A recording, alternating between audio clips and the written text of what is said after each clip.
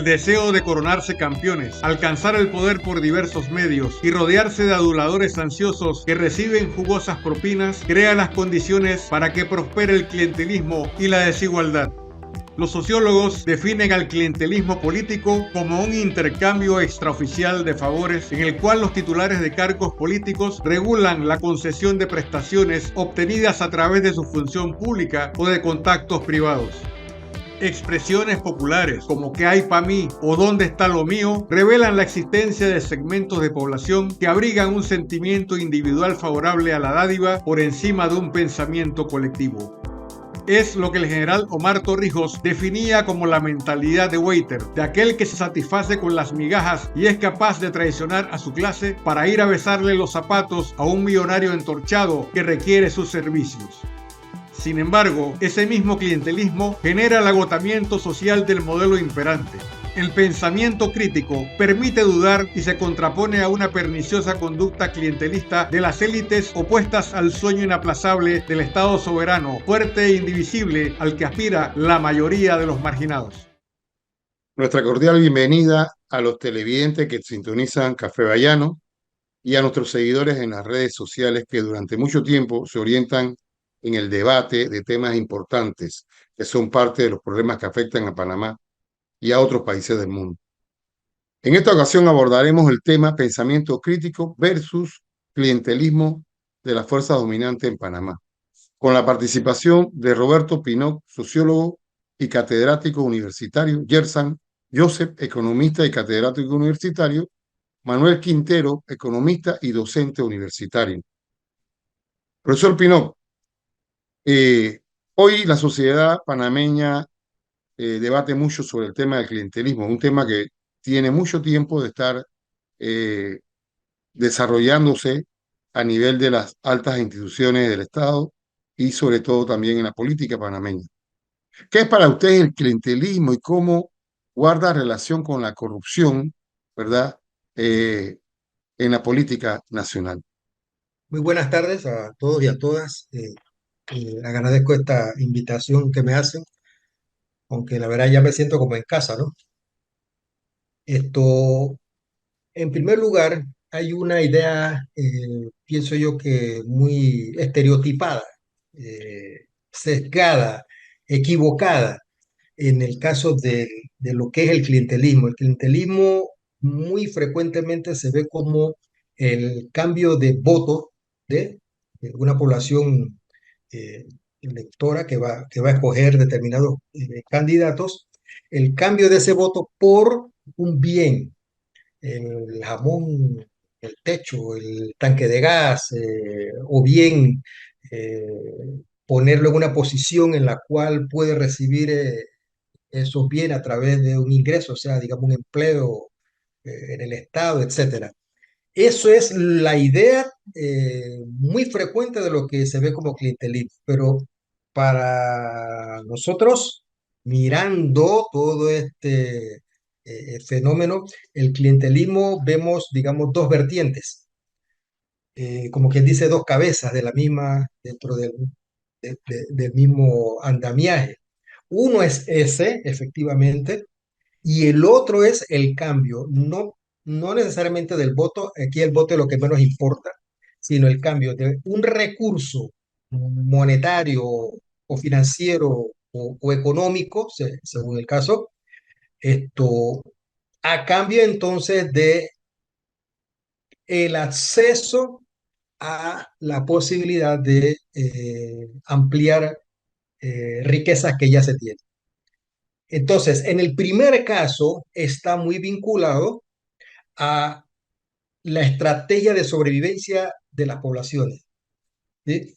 En el segundo caso está muy vinculado a una estrategia de la acumulación privada de capitales. Entonces, el clientelismo se da en esas dos vertientes, pero nada más miramos una de las vertientes. Ahora, condición necesaria para que este clientelismo se pueda mantener y reproducir. Bueno, mantener la situación en la cual hay la necesidad, hay esa estrategia, haya la necesidad de la población de esta estrategia para sobrevivir, condición uno, y la otra condición es que se mantengan las estructuras de desigualdad de tal manera que haya esa necesidad de poder mantener esa desigualdad, para poder mantener la posibilidad de que un grupo, una familia dueña de activos, de empresas, pueda tener la garantía de que acceda a esas posiciones y esos estamentos o esas opciones que le permitirán entonces seguir acumulando capitales. ¿Sí? Es decir, cuando todos lo planteamos en términos equitativos, si todo fuera transparente y fuera en términos equitativos, pues va a haber empresas que se pueden quedar atrás, pero en la medida en que hay una diferencia, hay una desigualdad en la que unos tienen más poder que otros, la fórmula para poder alcanzar a esos que tienen más poder o esos que tienen más poder, su fórmula para poder impedir que otros lo puedan desplazar, estamos hablando ya de la lucha en los mercados, la lucha dentro de la apropiación de los excedentes en un país, pueda darse o no. Entonces, vemos esas dos vertientes. Entonces, ¿eso qué hace? Eso genera que se den políticas públicas dirigidas a, dirigidas a resolver, entre comillas, los problemas, pero atacando los resultados, las causas, los efectos, no dirigidas a atacar las causas de esos problemas, porque si atacara las causas de esos problemas, entonces nos encontraríamos que esa población que tiene como estrategia de sobrevivencia ver cómo a través de estas estructuras clientelistas puede surgir o puede mantener incluso situaciones de confort que haya alcanzado. eh, entonces, lo que vemos es que si eso se resuelve, no necesitas de estar intercambiando ese voto por esos bienes que las políticas públicas no han dado. Pero las políticas públicas han permitido que eso se reproduzca, atacando no las causas, atacando siempre los efectos. Y eso igual en el caso de la otra vertiente, ¿no? O sea, mantener un sistema tal, mantener ese sistema de desigualdades en las cuales eh, hace necesaria prácticamente para la acumulación privada del capital, sobre todo de grandes capitales, hace necesaria que eh, se acuda a la estructura esa clientelar, ¿sí? Para poder seguir acumulando. Muchas gracias, profesor Roberto Pino. A lo largo del tiempo, en distintos países del mundo, el clientelismo ha tenido un efecto devastador desde el punto de vista de las campañas políticas y electorales. Pero también han ocurrido a lo largo de la historia fenómenos de personas que desde su punto de vista rechazaron el clientelismo. Si nos trasladamos al periodo de la invasión romana en España y la resistencia que ofreció el pueblo de Numancia, que prefirió morir antes que entregarse o ceder sus principios, uno piensa, ahí el clientelismo no tuvo ninguna posibilidad. Tampoco habría tenido posibilidades en 1964, cuando los estudiantes enarbolaron la bandera de la reivindicación nacional y de la soberanía en la antigua zona del Canal de Panamá.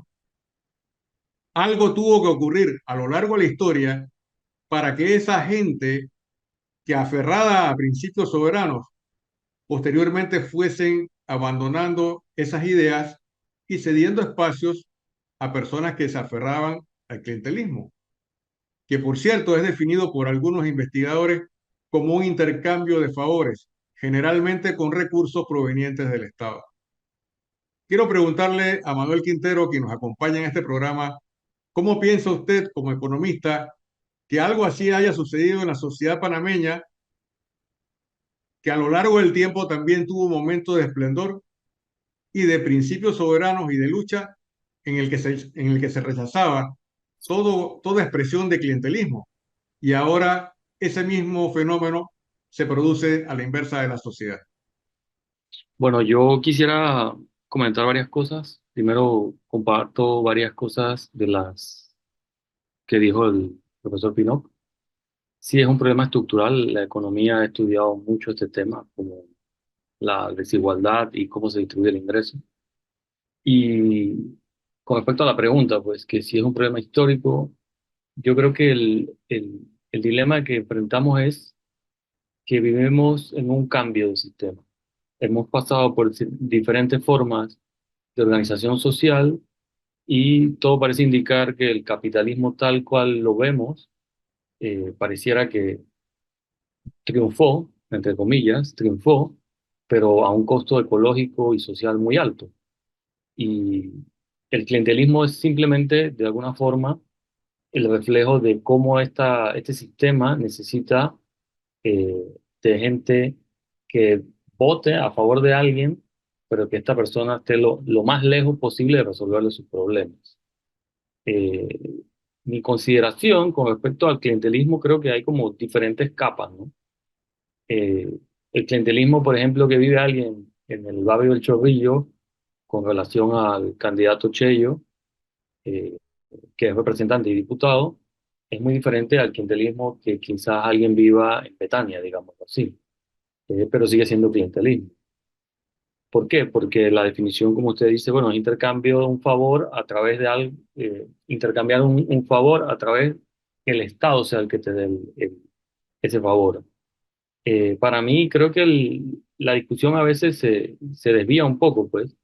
He escuchado muchísimas a veces, hasta mis propios alumnos me dicen, bueno, lo que pasa es que estamos manteniendo muchos vagos, hay muchos subsidios, y eso lo asocian un poco con el clientelismo. Pero cuando uno ve los datos se da cuenta que ese voto no es el voto duro, no es el voto que decide la elección, sino que es la combinación de diferentes formas de clientelismo. ¿Por qué comenté que si hemos pasado por diferentes formas de organización, vamos a saltar a una nueva? Pareciera indicar pues, que esto está ocurriendo y que hasta el mismo clientelismo se va a ir modificando, ¿no?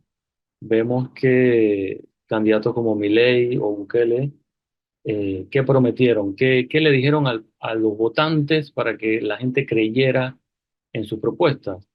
Sí, quizás había alguna forma de clientelismo, pero había una discusión bastante ideológica, ¿no? De quién es el bueno, quién es el malo. Y ahí conecto con la idea que pregunta el amigo sobre qué pasó en la historia. Yo tengo claro que mi abuelo y mi padre estaban seguros de quién era el enemigo. El enemigo en algún momento fue la zona del canal, las bases militares, y dos, tres generaciones pelearon para que este enemigo se fuera y devolviera el territorio. Una vez que se devuelve ese territorio, el canal es nuestro, el enemigo se diluye, ¿no? Es como una especie de que se vuelve como un fantasma. Y quizás el enemigo en este momento es un sistema que genera desigualdad, que alguien se beneficia de que este sistema sea injusto y que utiliza el clientelismo como una forma o de andamiaje para lograr sus objetivos. Se puede discutir de mil formas quién es más clientelar que otro, pero lo cierto es que es tan clientelista un diputado que recibe fondos de un privado para lograr llegar a la elección como una persona que intercambia su voto por un puesto político o por una bolsa de comida, materiales para construir o que le hagan la acera de su casa durante las elecciones y después más nunca aparezcan. Por eso, para mí, hay diferentes capas de clientelismo. Que un banco no tenga problema en recibir fondos y traspasárselo a un candidato, eso es clientelismo también.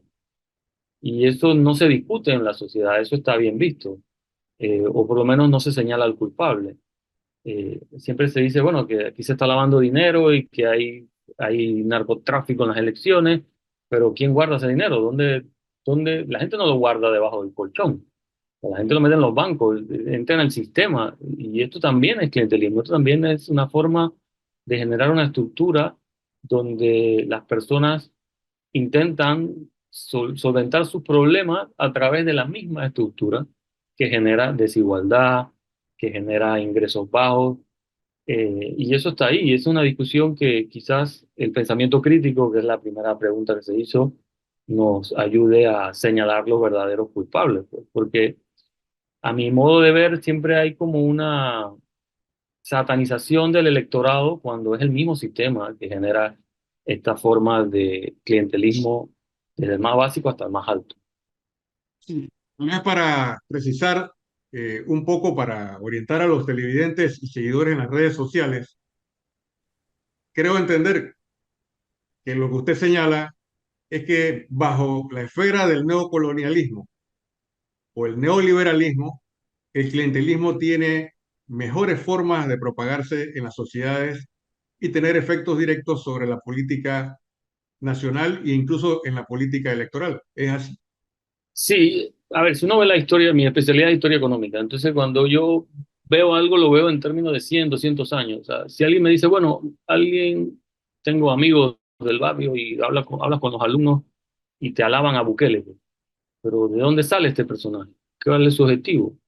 Era una persona que perteneció a un partido de izquierda, de repente se volvió un outsider y ahora está aplicando cuando le conviene políticas públicas y cuando no, políticas represivas o privadas. Entonces tú dices, ¿qué está pasando? Es que el mismo sistema durante 30 40 años nos ha dicho que la solución es votar una vez y otra vez a un candidato y el sistema no está funcionando. Entonces la gente se está decepcionando del mismo método político, pero es porque la misma forma de organización está perdiendo validez. Y sí, usted habla del neoliberalismo, del neocolonialismo, esas son las formas que estamos viviendo y que estas formas quizás, ¿qué pueden durar? 50 30 años.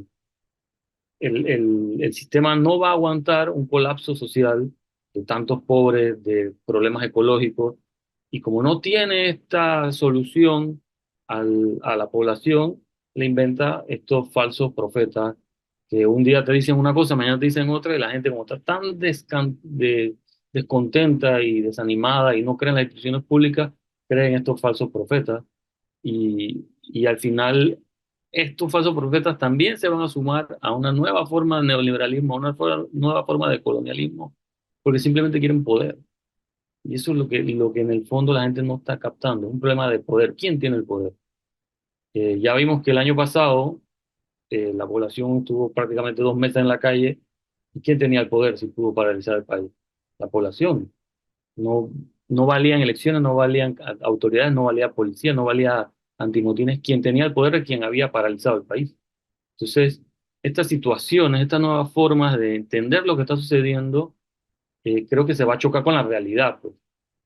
Vamos a ir a un proceso electoral, va a ganar un candidato y como no cierra la mina, pudieron haber repartido millones de dólares en clientelismo, pero como ese candidato no se compromete a cerrar la mina y lo haga de verdad, el poder volverá a salir a la calle y tomará el control.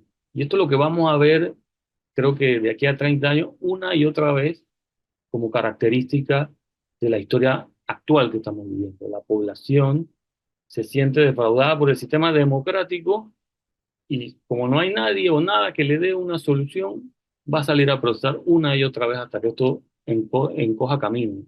¿Quién lo pondrá?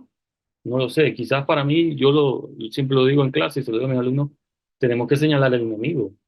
Y el enemigo es claro, es el capitalismo. El capitalismo que en una primera etapa fue industrial, no fue mercantil, fue industrial, y en esta es una etapa transnacional. Y ese capitalismo, si tiene que destruir un país para lograr su objetivo, lo hará. Ya lo hace en países como África. ¿Por qué aquí va a ser diferente?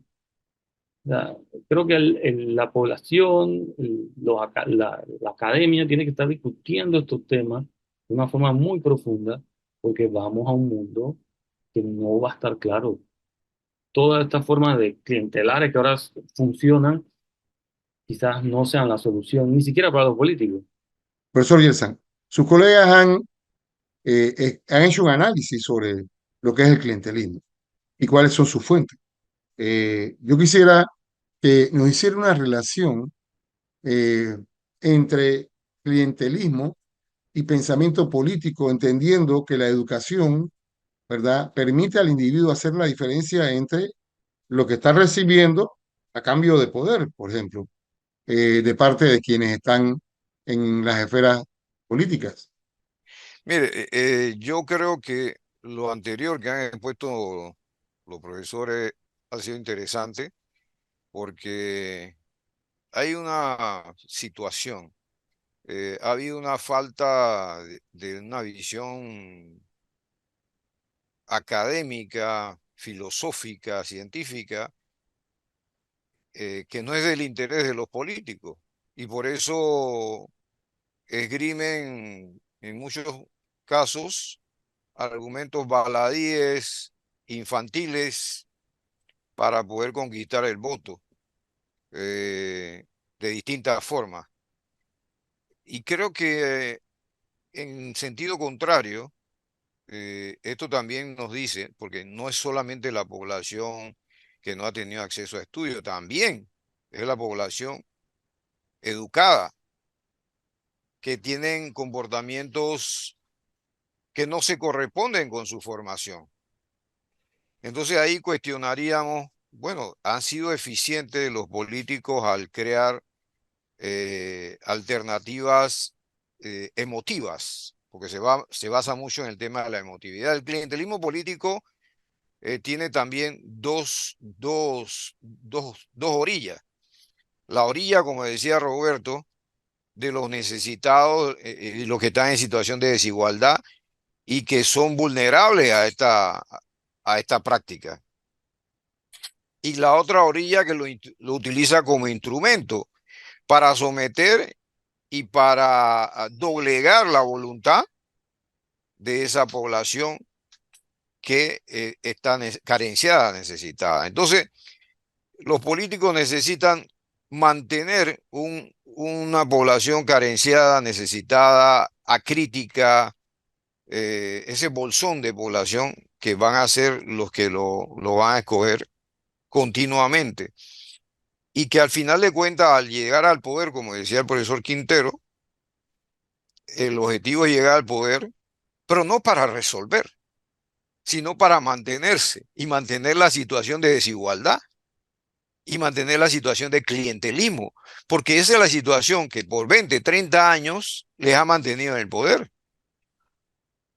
Y ese grupo, que puede ser de los estamentos, digamos, de arrabaleros que llegan a la política, no es diferente en su comportamiento de los estamentos elitistas. Tienen el mismo comportamiento y ya lo sabemos antes del año del golpe del 68, la famosa pacha y el machete de los grupos liberales y conservadores que detentaban o aspiraban al poder. Entonces, esto ha sido un comportamiento histórico de desprecio a la población.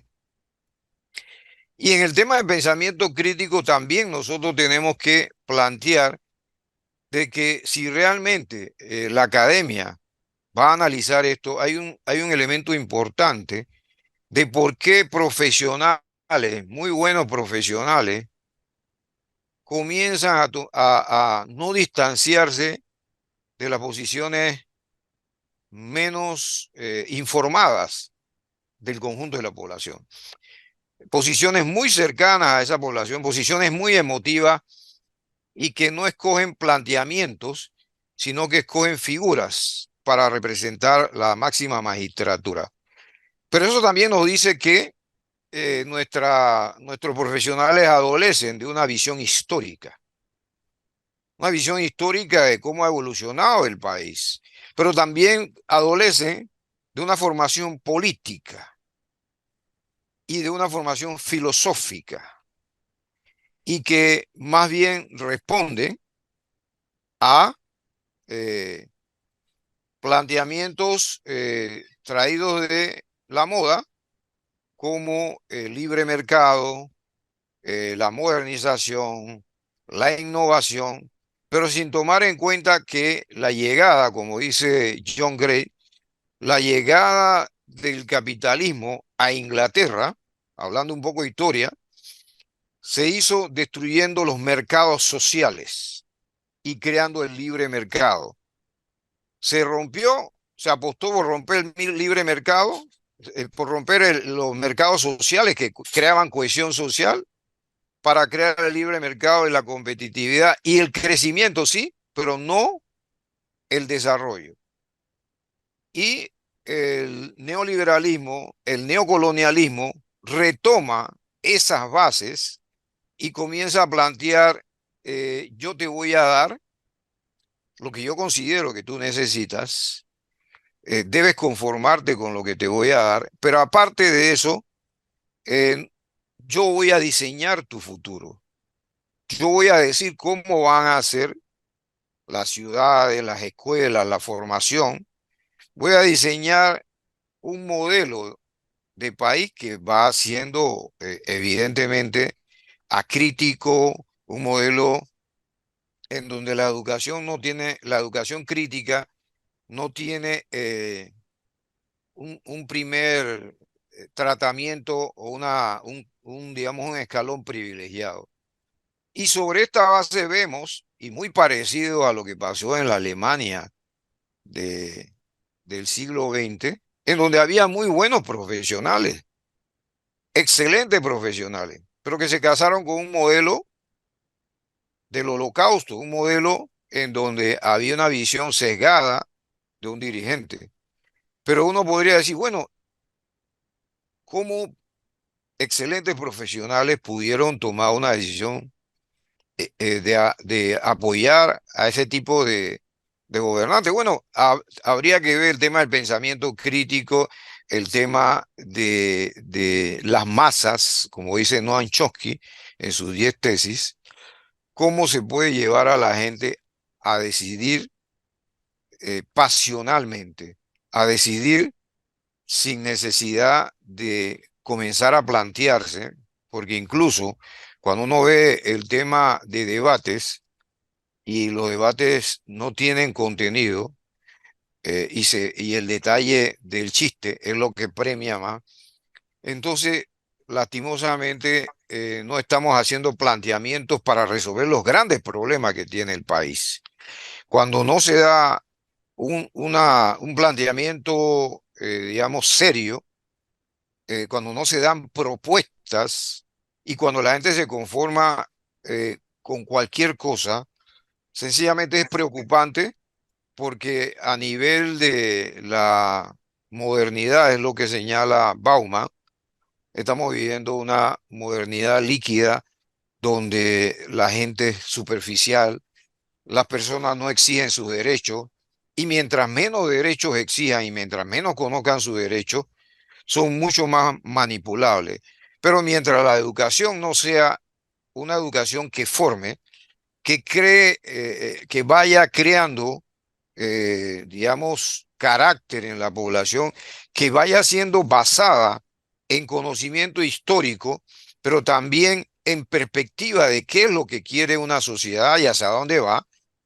Y yo diría que en donde se pueda identificar al adversario, porque ya no lo digo como enemigo, sino al adversario, el que es adversario, porque en esto sí, sí hay adversario, pero no solamente identificar al adversario y al objetivo de ese adversario, sino identificar a los pares que pueden caminar junto a nosotros para ir construyendo redes, ir construyendo vías para comenzar a cambiar, digamos, lo usual, lo típico, lo cotidiano y comenzar a construir un nuevo paradigma, otra forma de ver las cosas, otra forma de enfocar esa política pública que hablaba el profesor Pinot, pero a partir de que los ciudadanos sepan sus derechos y exijan esos derechos. Pero mientras una población no conoce sus derechos, va a caer en el clientelismo, obviamente, porque considera que se le está haciendo un favor. Y cuando la población hace de la vista gorda, porque considera, bueno, al menos me está ayudando, eso es lamentable. Y cuando ponemos políticos que no tienen una formación, sino porque responden a determinadas características superficiales que escoge la población, también ahí vemos que no hay un planteamiento de fondo en la elección de los distintos cargos. Cuando la gente pide un sí, cuando la gente acepta un pavo, cuando la gente acepta, qué sé yo, cualquier cosa, siempre me recuerda el caso de un candidato a diputado del Chorrillo, cuando solicitaba, le hacía un sancocho a la persona y cuando la persona iban a pedirle trabajo, decían, no, ya yo cumplí contigo, ya yo te di un sancocho. Ese candidato no salió más porque la gente entendió que ese candidato no lo respetaba. Pero al menos ahí hubo un sentido crítico de la población. Yo creo que una de las cosas que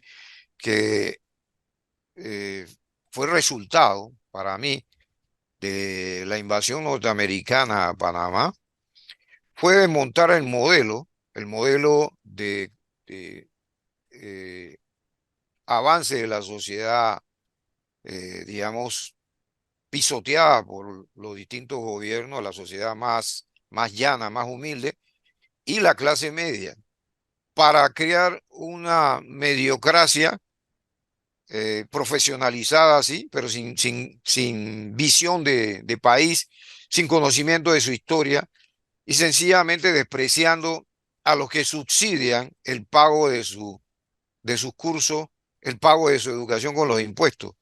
Esos profesionales desprecian a la población que no ha tenido los logros que han podido tener ellos de profesionalizarse y no responden a, digamos, el compromiso de un profesional con esas personas que pagan sus impuestos y permiten que ellos puedan ser los profesionales exitosos. Muchas gracias, distinguido profesor. Creo que el programa va bien encaminado en el sentido de poder explicar el significado del clientelismo versus el pensamiento crítico panameño.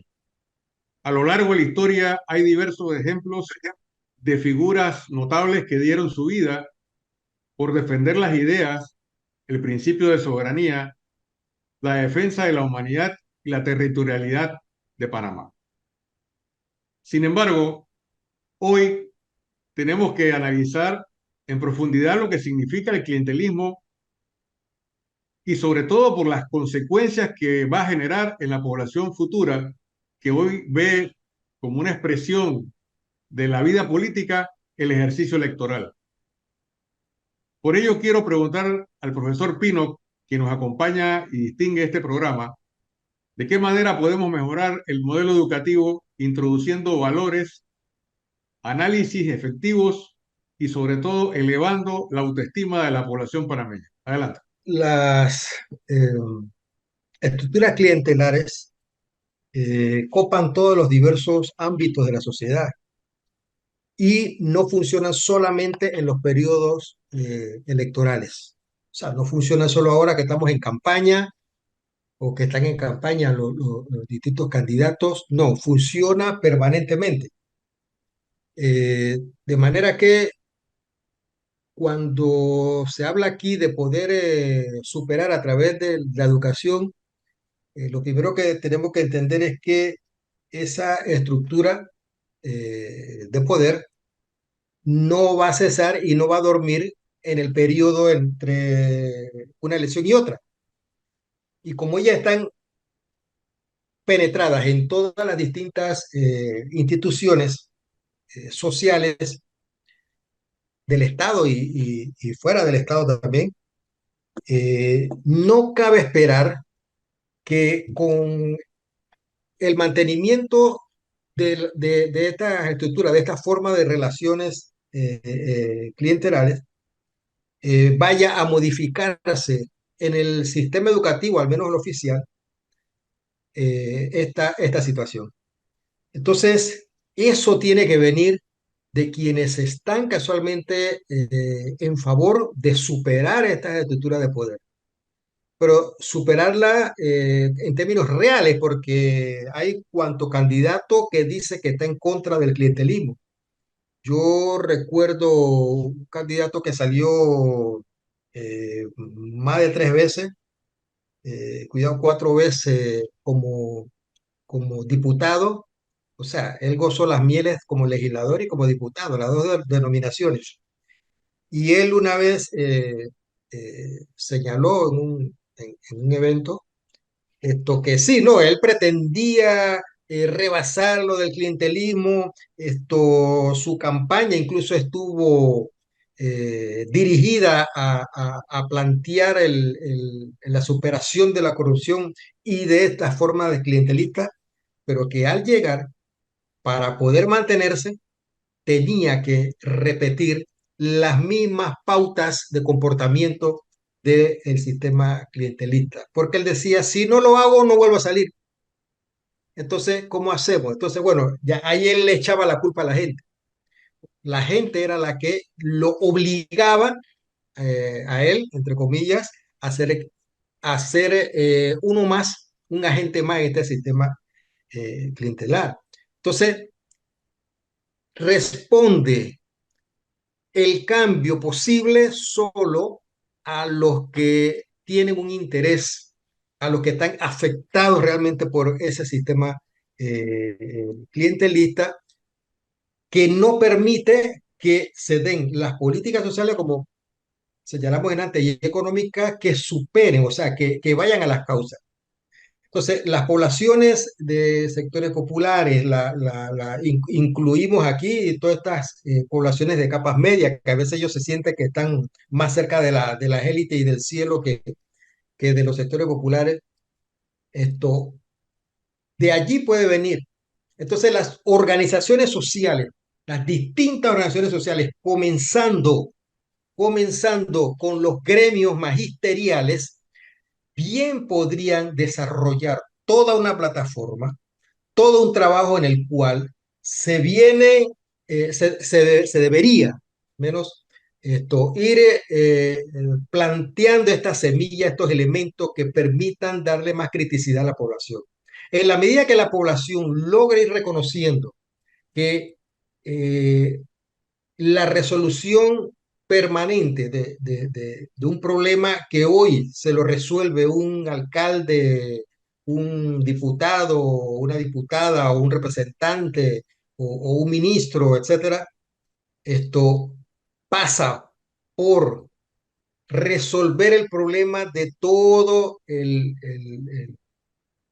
sistema económico y político, no solo de él, sino de todo el conjunto de la sociedad. En la medida en que no entienda eso, él va a seguir tratando de resolver los problemas por su propia cuenta.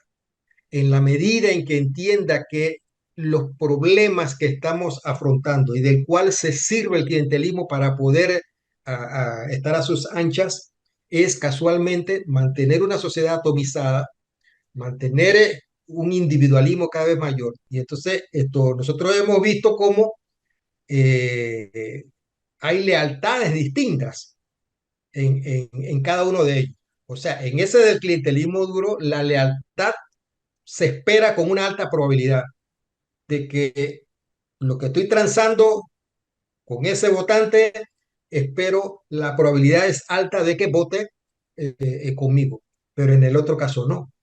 Entonces, yo he visto en varias de las votaciones, con distintas candidaturas, desde presidente hacia representante, en el caso de los nueve que recogen, a todos les recogen todo lo que ofrece, y al final ninguno tiene la certeza de hacia dónde van a votar. Y ellos tienen una identidad propia que en su mayoría se responde, y es lo que vemos entonces a la hora de salir un votante. Ahí vemos cierto nivel de pensamiento crítico, fíjense usted, más allá que lo que encontramos entre muchas capas de profesionales en los sectores urbanos.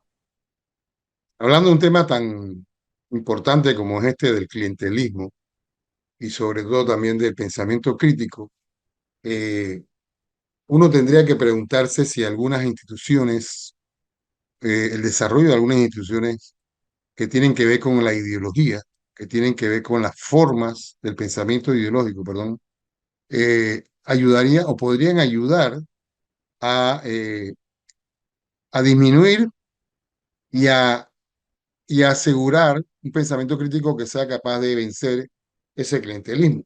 Háblenos un poco de esa relación, de esa contribución que pudieran desarrollar estas instituciones de cara a crear un pensamiento crítico, ¿verdad? Que ayude a, a eliminar ese clientelismo o por lo menos a disminuir su efecto en la sociedad panameña, el profesor Quintero. Mi consideración, sobre todo siendo profesor universitario, siento que cada vez los alumnos que van llegando entran con menos curiosidad. Pareciera que la sociedad se está volviendo una sociedad muy complaciente. Pareciera que la gente está feliz con saber poco. Yo lo primero que hago en clase le pregunto a mis alumnos, ¿qué significa tu nombre? Y esto lo he hecho en universidades públicas como privadas. Y el 80% de los alumnos ni siquiera se han hecho la pregunta, ¿qué significa su nombre? Y lo más llamativo es que cuando tengo alumnas que se llaman Sofía, siempre saben qué significa Sofía. Me dicen, la Sofía es el saber, profesor. Entonces yo le digo, bueno, ¿qué es filosofía? Filos es el amor por el saber. Y eso es lo que hemos estado perdiendo. El amor por querer saber cosas. Y quizás esto nos lleva a tener un pensamiento crítico, quizás limitado, quizás conveniente. Podríamos decir también, eh, hablar de que no hay presupuesto, que hay poca investigación. Sí, pero estas son situaciones prematísticas, ¿no? El dilema de fondo es que pareciera que la sociedad cada vez está más tranquila con saber menos y que fuera una cuestión donde la gente no le importa porque sabe o comprende que si sabes mucho no te va a servir de nada tampoco. ¿Qué pasa con un licenciado, una persona que tiene maestría? Ahora hay toda una discusión porque los candidatos hablaron de que si se hablaba inglés o si tenías inglés podías conseguir mejor trabajo y eso tampoco es certificación de que vayas a conseguir un buen trabajo. En clase se da el dato, siempre el dato duro, que entre el 70 y 75% de la población tiene un SDM. Y cuando le digo que es un SDM, todos concuerdan en que sí, es verdad. Yo le digo que él tiene un salario de mierda porque la gente no llega a los 800 básicos. Y la canasta ampliada está en $1.000. Por eso ven que ahora los candidatos empiezan a hablar de 1.000, 1.200. O sea, ya el salario mínimo tiene que estar en consono con el nivel de vida, pero eso no lo logran hacer, las empresas no lo dan, la pandemia sirvió también para bajar todavía más los salarios, para presionar contra el trabajador, y ahí concuerdo con lo que ha comentado el profesor Pinot, que es la organización de las bases, desde el punto de vista del sindicato, de los gremios, las cooperativas, por ejemplo. Las cooperativas son herramientas muy poderosas de generar autoempleo, generar una forma de ingreso, y estas cosas no se ven en la sociedad. Casi se diabolizan, pues, cuando uno habla de sindicalizarse, organizarse, y esta situación creo que es la principal piedra que tenemos en el camino. Esta es una sociedad que le cuesta organizarse, le cuesta confiar en el otro. Hay un dato del CIEP, del Instituto de Ciencias Políticas, en una encuesta mostró que el 70-75% de los panameños y panameñas no confían en el otro. ¿Cómo se puede crear una sociedad con un plan de país, con un plan de gobierno, con una idea de querer salir de la pobreza o resolver el problema de la desigualdad o el problema del narcotráfico o el problema que tú quieras, el problema de los residuos, si no confías en tu vecino, si no eres capaz de organizarte con tu vecino, con tu vecino, si desconfías de todo el mundo? Entonces, este individualismo que comentó el profesor Pino está ahí, está en la sociedad está cada vez más rota, más, le cuesta más cohesionarse, pero al mismo tiempo vemos situaciones como la lucha contra la minera, donde espontáneamente los jóvenes, sobre todo, porque los gremios tenían años protestando, cerrando calles, marchando, pero los jóvenes espontáneamente explotaron y dijeron, bueno, yo no quiero un país donde el agua, el aire esté contaminado, y Y ese nivel de conciencia se movilizó hasta un límite. No hubo un salto de este grupo de jóvenes. No crearon un partido, no crearon fundaciones. Hay como una limitante, siempre hay como una limitante en lo que está sucediendo y en parte es la premisa esa de que falta la profundidad del pensamiento crítico. Sé quién me está explotando, sé quién es el malo de la película. Ahora puedo señalarlo como los partidos tradicionales, porque ahora la moda es ser independiente. Puedo señalarlo como la empresa minera, pero no soy capaz de señalar la gran fotografía del sistema capitalista transnacional. Entonces, esta discusión, este debate sobre el pensamiento crítico, creo que es necesario comentarlo en todas las esferas, tanto universitarias, la televisión dista mucho de ser un lugar democrático donde uno vea diferentes ideas en conflicto o debatiendo. La radio tiende a más a tener más estas situaciones. El internet, pues, depende a quién sigas, qué página visites, puedes ver o más o menos esta situación, porque ese es el otro dilema. Pareciera que el mundo se está polarizando de una forma muy tonta a veces, ¿no? Donde la situación se idiotizan, pues. No hay una discusión profunda sobre, sí, este es mi contrario, pero yo sé por qué es mi contrario. Yo tengo clara la teoría, yo tengo clara la ideología. El poeta y escritor Eduardo Galeano se refería a estos temas señalando que se necesitan utopías, porque las utopías ayudan o sirven para caminar. Sirven para caminar en lo interno, pero también en las sociedades. Y tal vez eso sea lo que estamos haciendo ahora, generando una especie de utopía para poder llegar a lo que algunos denominan la transformación del Estado panameño.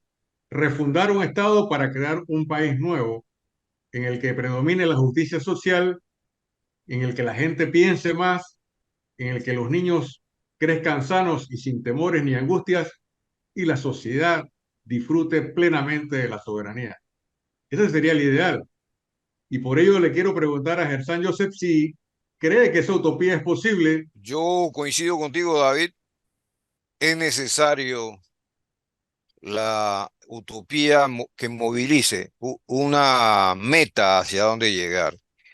Pero no solamente, incluso yo sería osado al señalar que probablemente en esos espacios formales de los maestros sí, lo sumaría, pero creo que la diferencia, y eso lo hizo la movilización, en este caso viene del interior hacia la capital.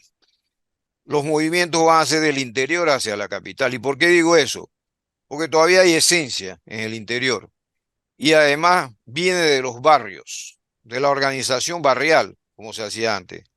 De esa gente que vive el día a día, de que vive la cotidianidad. Sí, los sindicatos, sí, también las cooperativas. Pero se ha demostrado, y lo ha dicho Roberto y el profesor Quintero, los nueve buclés del Panamá profundo. De alguna manera, ellos todavía tienen esa utopía y esa utopía tiene que ser contagiada a toda la sociedad. La sociedad moderna de la capital, que vive lo que diría Bauman, la modernidad líquida y la superficialidad. Pero no solamente los maestros, que también son víctimas y victimarios el clientelismo, en la solicitud de salarios constantemente, a pesar de que la educación no mejora, pero también las comunidades. Yo diría que esa utopía es tratar de neutralizar los mecanismos ideológicos de los medios de comunicación diarios que idiotizan efectivamente a la sociedad, pero también espacios como Café Bayano son claves para comenzar a neutralizar toda esa idiotización de la sociedad, porque los temas que se tratan aquí son temas profundos, que si bien es cierto, con la inteligencia artificial y la modernidad, los jóvenes tienen un mar de conocimiento, pero 1 centímetro de profundidad. Entonces, en la profundidad es lo que se necesita. Los jóvenes no deciden ser binario o trans. Eso se lo impone el sistema y ellos creen que deciden.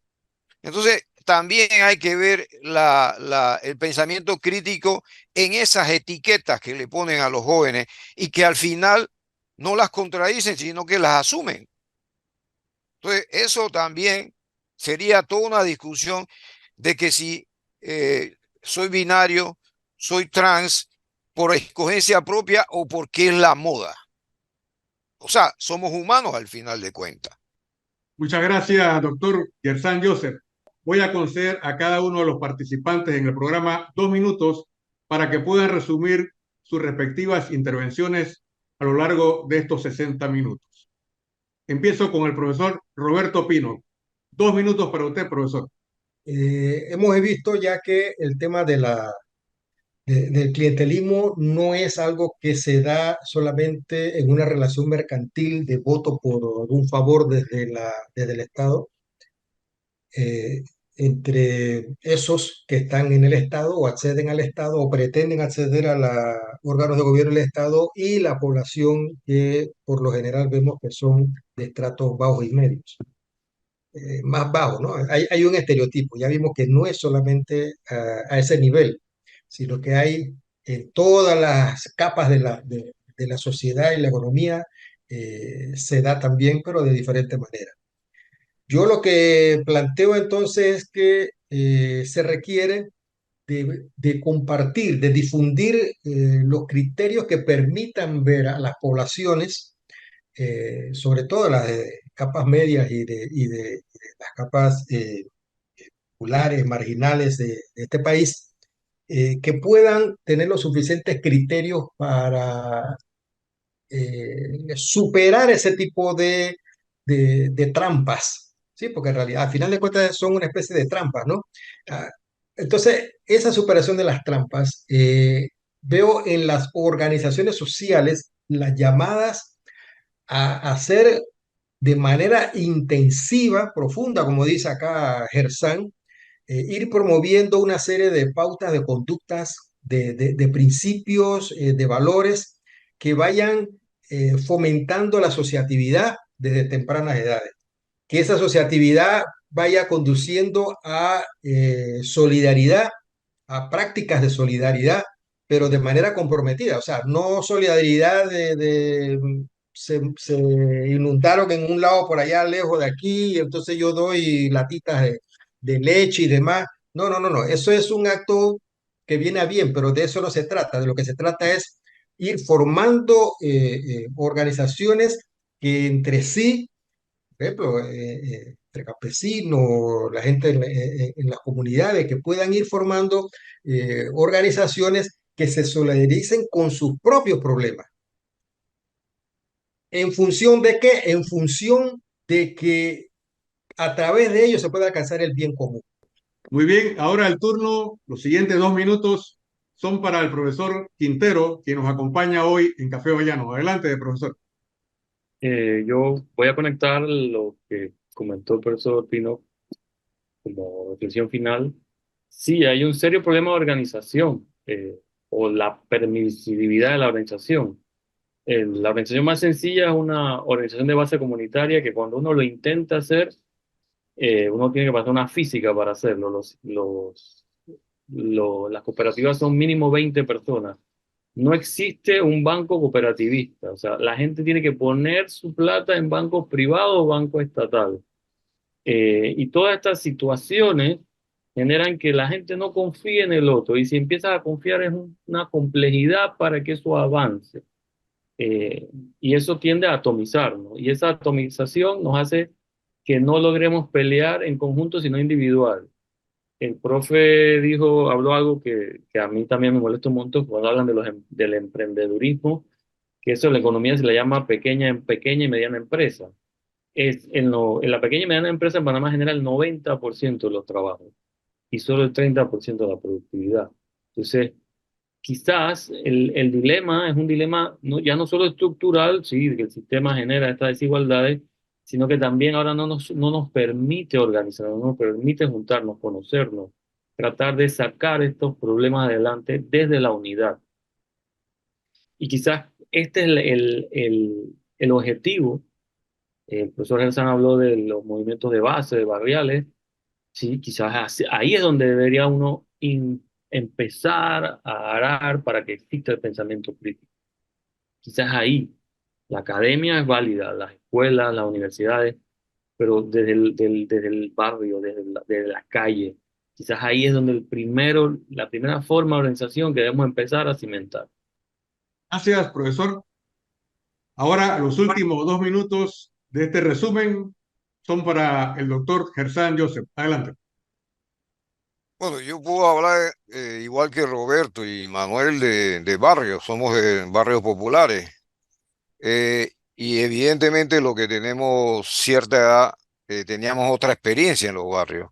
Eso se ha perdido y eso lo han ocupado otros grupos, que son los que resuelven el problema en los barrios. Pero eso no es lo que queremos. Yo creo que tenemos que comenzar nuevamente un proyecto de comenzar a ocupar o recuperar las comunidades, el trabajo comunitario, San Miguelito, Boca la Caja, distintos sectores, en donde la gente vea que es posible salir adelante. Posible a través de la educación, a través de la solidaridad, o sea, que haya una utopía como nosotros en los años 70, 80, a través del estudio, digamos, el nivel de ascenso social. Darle esperanza a los jóvenes, porque si no hay esperanza, si no construimos esperanza, si no construimos posibilidades para esos jóvenes y otra visión de la realidad, porque cuando Nietzsche señaló que Dios ha muerto, el hombre se encuentra solo, el individualismo ha surgido en la modernidad. Pero creo que, y una de las cosas, a diferencia de lo que señala Manuel, yo creo que la sociedad cada vez es más violenta, cada vez es más confrontativa, pero una forma de confrontar de manera oculta a través de invisibilización de la violencia. Hay una violencia sistemática en la sociedad a través de la desigualdad, la pobreza y la exclusión social. Pero necesitamos una utopía, necesitamos remarcar la solidaridad, necesitamos que la gente tenga esperanza en construir un Panamá para todos e incluyente. Voy a conceder ahora los siguientes minutos a Jaime Ford, coordinador de Café Bayano, para que presente las conclusiones dirigidas a los televidentes y seguidores en las redes sociales. Vivimos en un Panamá donde el clientelismo se ha convertido en un arma que se usa para desmovilizar, desideologizar y favorecer el conformismo, el individualismo y lo acrítico. Se trata de una práctica política perversa de obtención y mantenimiento del poder, asegurando fidelidades a cambio de favores y servicios. Y se orienta en dos vertientes. Una a favorecer la sobrevivencia de los sectores con limitaciones y otra que busca mantener estructuras de desigualdad. Como práctica electoral, el clientelismo es el mecanismo para evitar el cambio social, manteniendo y fortaleciendo el neoliberalismo. Debemos reconocer que el pensamiento crítico en la sociedad panameña ha ido disminuyendo su impacto y capacidad como resultado de dos hechos: el fortalecimiento de las tecnologías y medios de comunicación orientados a adormecer la conciencia social, eso que los sociólogos llamamos alienación, es decir, la conciencia orientada y formada por quienes manejan los aparatos ideológicos de la sociedad. Este clientelismo en mayor medida ha sido una práctica que ha encontrado en la política un terreno abonado de desigualdad, en la educación empobrecida, en una intelectualidad que ha perdido su criticidad y que se ha comprometido consciente o inconscientemente con intereses, así como la pérdida de influencia de instituciones que fortalezcan los valores como las iglesias, la familia y las organizaciones sociales. Las reflexiones de nuestros expositores deben servir para que todos repensemos nuestra situación y luchemos por el fortalecimiento de un pensamiento crítico que enfrente el clientelismo y desde luego la corrupción. Hasta pronto.